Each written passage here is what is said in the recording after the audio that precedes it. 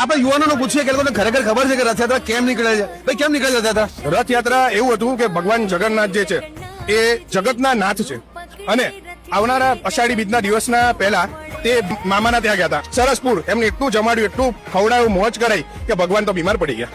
હવે ભગવાન બીમાર પડી ગયા તો ખાય શું? તો ભગવાને મગનો પ્રસાદ લીધો કે જેથી કરીને તેમના પેટને અને શરીરને આરામ મળે અને ભગવાન એવી જ રીતે અષાઢી બીજ સુધીમાં રિકવર થઈ જાય છે અને પછી નગરની યાત્રાએ નીકળે છે અને આપણે બધા તેમના દર્શન કરીએ. બોલો જગન્નાથ ભગવાન કી જય. સૌને જય જગન્નાથ. રથયાત્રાનો માહોલ તમે જોઈ શકો છો. પાછળ ભગવાન વિરાજમાન છે. પુષ્કળ સંખ્યામાં લોકો દર્શનાર્થી ઉમટી પડ્યા છે અને રથયાત્રાની એક આખું એક જુદું જ માહોલ દેખાઈ રહ્યું છે.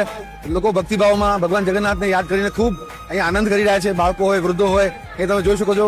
ભગવાનના રથો બધા તૈયાર થઈ રહ્યા છે. સરસ મજાનો માહોલ છે. અહીંયા ઉભા રહીને તમને એક જુદા પ્રકારનો અનુભવ થાય અને ચારે બાજુ તમે રોશનીને બધું જોઈ શકો છો. પોલીસ દ્વારા ખૂબ ઊંડા બંદોબસ્ત કરવામાં આવ્યા છે. પ્રશાસન દ્વારા, કોર્પોરેશન દ્વારા ચોક્કસપણે ભીડને નિયંત્રિત કરવા માટે અને જે જરૂરી કરવું પડે એ પ્રમાણે ક્યાંય ને ક્યાંય આપણા ડેપ્યુટી ગૃહપ્રધાન સાહેબ પણ આજે આવીને સમગ્ર રથયાત્રાનું રૂટનું નિરીક્ષણ કરી ગયા છે અને સતત આખું તંત્ર હાઈ એલર્ટ પર છે અને આ ભીડને અનુલક્ષીને ક્યાંય ને ક્યાંય કોઈ બી પ્રકારનો અનિશ્ચિત બનાવ ન બને તે માટે સતત પ્રયત્નશીલ છે અને ચોક્કસપણે આપણે સૌ ઈચ્છીએ કે રથયાત્રા ખૂબ આનંદ ઉત્સાહથી અને એક સૌહાર્દ ભાવથી અને ક્યાંય ને ક્યાંય ભગવાન જયારે નગર શેરા પર નીકળે તે સૌ નગરજનોના આશીર્વાદ મળે અને ક્યાંય આવતા સમયમાં સૌનું આખું વર્ષ સારું જાય એ જ અમારી અભ્યર્થના.